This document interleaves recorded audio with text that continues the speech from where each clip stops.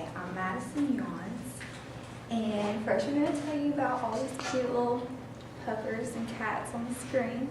So this first one here, her name's Macy, and I actually got her 3 years ago today. You can't really see it, but it says Happy Gotcha Day because it came upon my memories.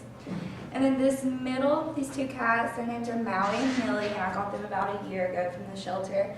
And then these two dogs are Ellie Mae and Jethro. I don't know if y'all have heard of the Beverly Hillbillies, but that's what they're named after. And I fostered them for about a year until they were placed into a home. So, as you can tell, adoption is very important to me, and I love animals, and I'm a pre-vet major because animals are kind of my life. So I'm going to be explaining the adoption process in case anyone's thinking about it, because I think adoption is the best way to go. So first you need to discuss with everyone you're living with. If you have roommates, you need to make sure that they're okay with bringing an animal into your home. Or if you're renting, you need to check with your landlord to make sure that they're okay with an animal being in their property and making sure that you don't have to pay any extra fees with your rent.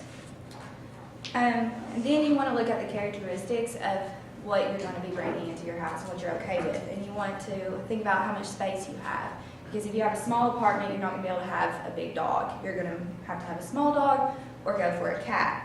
And then you also need to think of the activity level. Now, if you're someone like me who loves to be outside, I love to go hiking, I have bigger dogs. And the black one there, she goes on all my hikes with me, and she's been trained to not run away, and we have so much fun. But if you're someone who would rather stay indoors on most days and just have lazy days, you're probably going to want an older dog who isn't that active, or you're going to want a cat.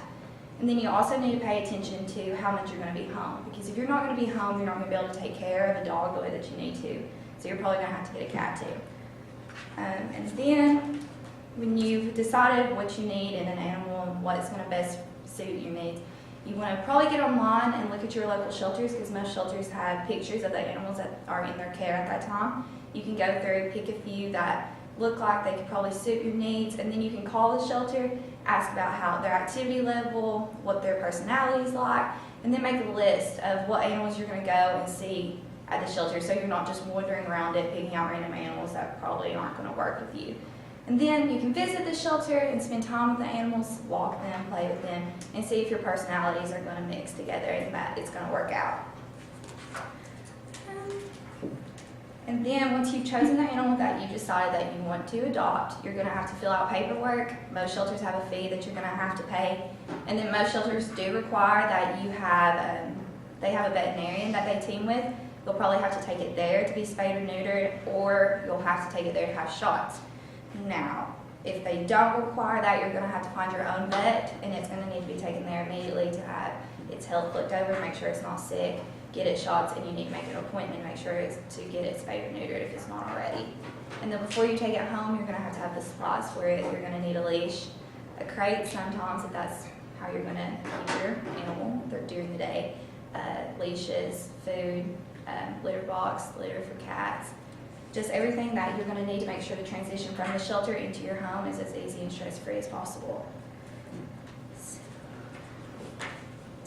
Then you're going to have a plan for how you're going to introduce your animal into the home, because they're used to being basically in a small area all day long. They're not going to be used to being out.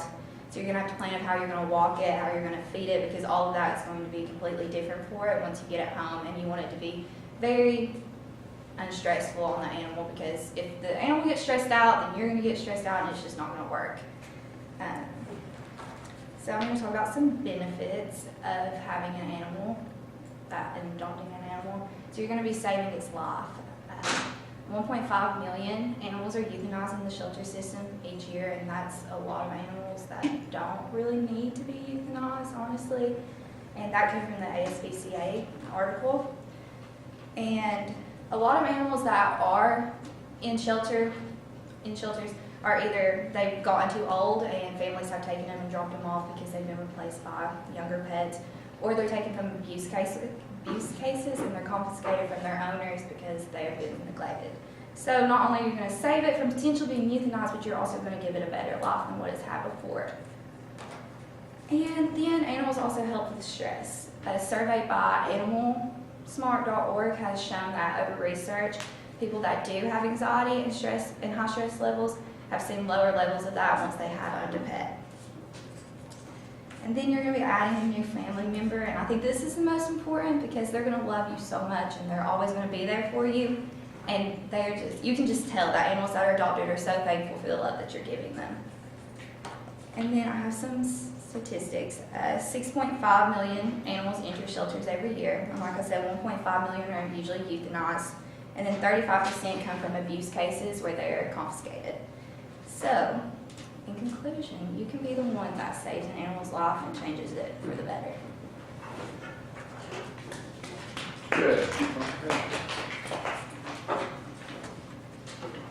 My question was, do you currently volunteer to help out at any shelter? I did when I was home. I don't really have time now, Yeah. but I did when I was home. Good. Has everybody got their peer evaluation? You should have distributed them to the right people. But You know what the X is that? You know what the X is? yeah.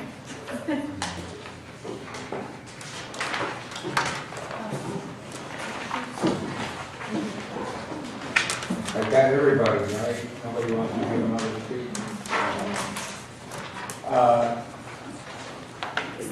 Next week, you have a proposal for your next speech that will be due. The week after that will be your outline, your preparation outline due. And then we will do the same pattern. So the following after that, we'll do group A, and then your group will come for your second speech, which is really important. This is kind of the run that you kind of get your feet wet. Be sure to work on your speech, rehearse it, time it. Be sure your citations are in there. You're doing a good job. I'm not saying you're not. These were good tonight. But I want you to be sure that you are really concentrating on that second speech. Visuals, everybody's got to have a visual or a visual of some sort. I think that's it. Any questions about next time? Same routine. We'll do the same routine next time. See you then.